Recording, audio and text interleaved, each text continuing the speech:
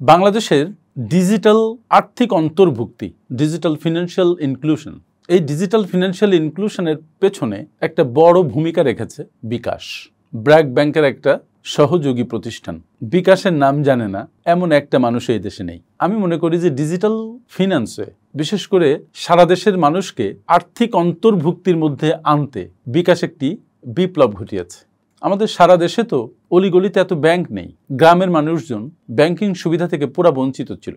আমার মনে হয় যে 50 ভাগেরও বেশি মানুষ ব্যাংকিং সুবিধা থেকে বঞ্চিত। এই যে বৃহৎ জনগোষ্ঠী, এই জনগোষ্ঠীকে আর্থিকভাবে ডিজিটালি সংযুক্ত করেছে যে কয়টি প্রতিষ্ঠান, তার মধ্যে বিকাশ অন্যতম। এমএফএস এর যে পরিমাণ লেনদেন ওভার দ্য ইয়ার্স বেড়েছে, সেই তথ্য আমাদেরকে অভিভূত করে, আমাদেরকে অবাক করে। বিদেশ থেকে একজন বসে আপনার বিকাশ অ্যাকাউন্টে কয়েক সেকেন্ডের মধ্যে টাকা পাঠিয়ে দিতে পারে। একসময় আমরা এই সুবিধা কল্পনা করতে পারতাম না। একটা সময় ছিল যখন নগদ অর্থে লেনদেন করতে হতো, তখন এক জায়গা থেকে আরেক জায়গায় টাকা পৌঁছাতে যে পরিমাণ ঝক্কি ঝামেলার সময় যেত, সেটা অকল্পনীয় ছিল। কিন্তু এখন চোখের পলকে এইসব ঘটে যায়। কি দুর্দান্ত উন্নতি দেশের। 2025 সালের জানুয়ারিতে এমএফএস অ্যাকাউন্টের সংখ্যা কত ছিল জানেন?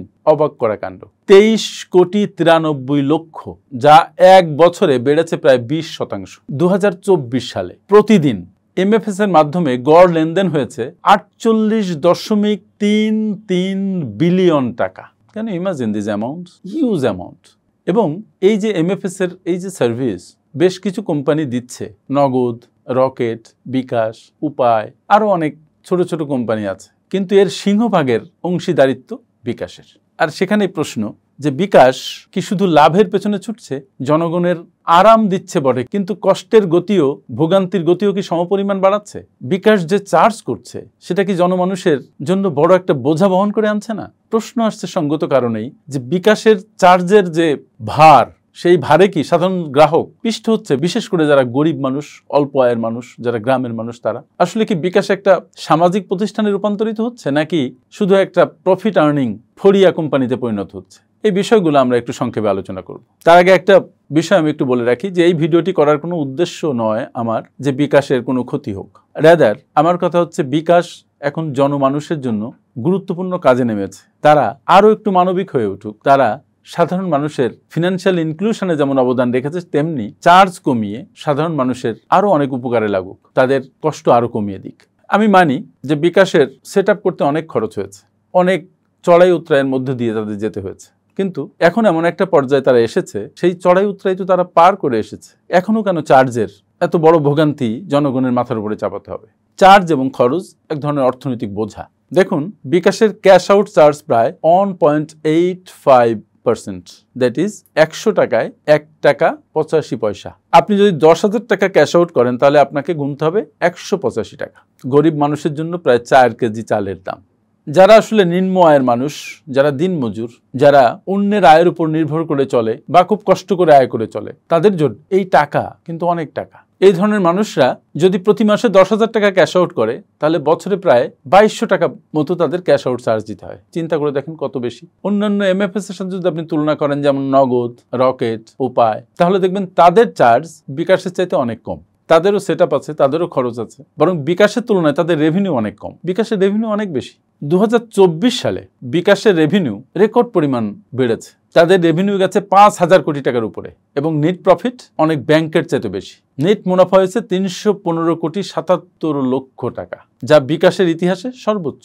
আর 2025 সালের প্রথম 9 মাসে তাদের মুনাফা এসেছে 505 কোটি টাকা। তাদের গ্রাহকের সংখ্যা প্রায় 8,20,00,000। তাদের এজেন্ট নেটওয়ার্ক, মার্চেন্ট পয়েন্ট অনেক বিস্তৃত, অলি গলি সব জায়গায় আছে বিকাশ।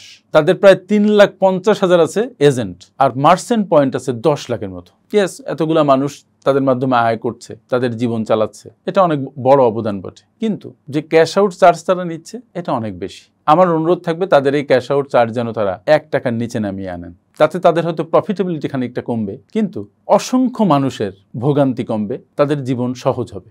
বিকাশের মাধ্যমে যদি আপনি কোথাও টাকা পাঠান, কোনো ব্যাংকে টাকা পাঠান, সেখানে একটা ভালো চার্জ দিতে হয়। হঠাৎ দেখবেন কোনো ব্যাংকে কোনো চার্জ নিচ্ছে না, আবার কোনো ব্যাংকে ভালো চার্জ করছে। ইলেকট্রনিক ট্রান্সফারে আপনার খরচ কই? প্রত্যেকটা পয়েন্ট থেকে কেন আপনাকে টাকা আয় করতে হবে? দেখুন, 10,000 টাকা ক্যাশ আউট করলে 185 টাকার মতো চার্জ যাচ্ছে।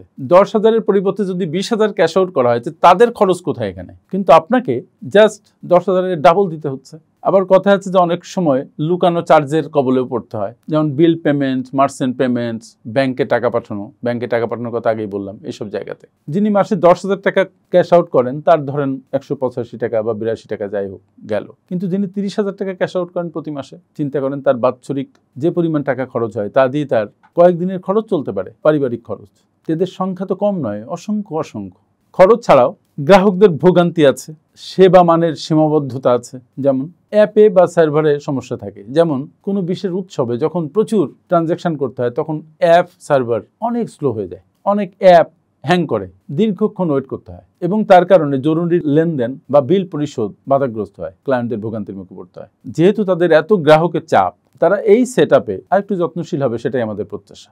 তারপরে আপনার ডিভাইস যদি একটু পুরানো হয়, সেখানে অ্যাপ নিয়ে কাজ করাটা কঠিন হয়ে যায়। কাস্টমার কেয়ার, সেখানেও মানুষের ভোগান্তির শেষ নেই। অনেক ব্যবহারকারী অভিযোগ করেন যে তাদের অ্যাকাউন্ট হঠাৎ করে সাসপেন্ড হয়ে যায় বা ব্লক হয়ে যায়। যে কোনো কারণে যদি কোনো লেনদেন ব্যর্থ হয়ে যায়, তাহলে 72 ঘন্টা বা তারও বেশি সময় অনেকক্ষণ ওয়েট করতে হয়। এইসব সময়গুলোতে যখন জরুরি মুহূর্ত থাকে, তখন ক্লায়েন্ট একটা মানসিক চাপের মধ্যে পড়ে যায়, তখন তার কোনো অল্টারনেটিভও থাকে না। তারপরে যদি কোনো ভুল লেনদেন হয়ে যায়, তাহলে রিফান্ড, এটা খুব জটিল একটা ব্যাপার। অনেকক্ষণ 8-এর জায়গায় 9 প্রেস হয়ে ভুল নাম্বারে টাকা চলে যেতে পারে, কিন্তু সেই টাকা ফেরানো মহা ঝক্কির ব্যাপার। সেখানে কিছু করার আছে কিনা, এটা বিকাশ কর্তৃপক্ষকে দেখা দরকার। তারপরে কেওয়াইসি ভেরিফিকেশনের জটিলতা, এনআইডি সংক্রান্ত জটিলতা, এসব কারণেও অনেকক্ষণ অ্যাকাউন্ট খুলতে বা অ্যাকাউন্ট অপারেট করতে মারাত্মক ঝক্কির সম্মুখীন হতে হয় গ্রাহকদের। আর তার কারণে বিকাশ ব্যবহার করতে যেয়ে অনেকেই গ্রাহক যে সুরক্ষা এবং স্বচ্ছতা, এটা পান না, অনেকের অভিযোগ, বরং ঝামেলায় পড়েন।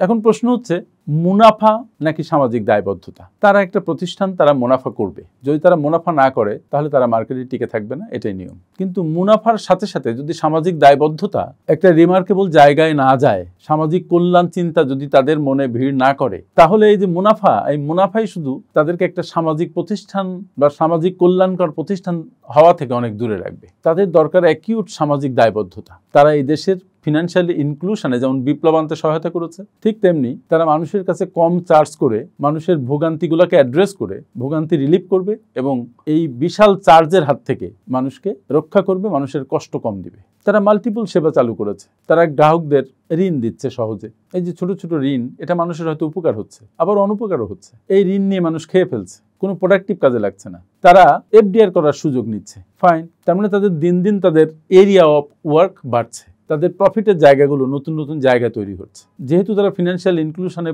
অবদান রেখেছে এবং তারা মানুষের জীবনকে অনেকটা ইজি করে দিয়েছে, আমাদের প্রত্যাশা যে তারা ক্যাশ আউট চার্জ সহ অন্যান্য চার্জ কমিয়ে কোনো ক্ষেত্রে কিছু সার্ভিস সম্পূর্ণ ফ্রি দিয়ে মানুষের প্রতি বন্ধু প্রতিমা আচরণ করবে। তারা চার্জের দিকে যেমন চিন্তা করবে, তেমনি গ্রাহক সুরক্ষা, কাস্টমারদের সেবা উন্নয়ন, প্রযুক্তি এবং তার ব্যবহারযোগ্যতার উন্নয়ন, সামাজিক প্রতিশ্রুতি এবং জনকল্যাণে কাজ, এই কাজগুলো তারা অব্যাহত রাখবে। এই কাজগুলো করতে তারা আন্তরিক হবে। আমি মনে করি বর্তমানে বিকাশ শুধু একটি প্রতিষ্ঠান নয়, এটা মানুষের জীবনের অংশ হয়ে গেছে। বিকাশ যদি তার স্টেক হোল্ডারদের স্বার্থ আন্তরিকভাবে না দেখে, যদি তাদের বিশেষ করে সমাজের নিম্নতর শ্রেণী, যারা এতদিন ব্যাংকিং সুবিধার মধ্যে ছিল না, তাদের জীবন সহায়ক চার্জ নির্ধারণ না করে, তাহলে নতুন কোম্পানির প্রয়োজন হবে এই মার্কেটে আসার এবং ফিনান্সিয়াল ইনক্লুশনে কাজ করার, সাধারণ মানুষের জীবনকে সহজ করতে কাজ করার। আমার বিশ্বাস বিকাশ বিশেষত তাদের চার্জগুলো নিয়ে চিন্তা করবেন এবং শুধুমাত্র একটা প্রফিট আর্নিং কোম্পানি না হয়ে জনকল্যাণমূলক একটি কোম্পানিতে পরিণত হবেন। বিকাশের কাছে আমাদের প্রত্যাশা অনেক। আমার সাথে এতক্ষণ থাকার জন্য অনেক ধন্যবাদ।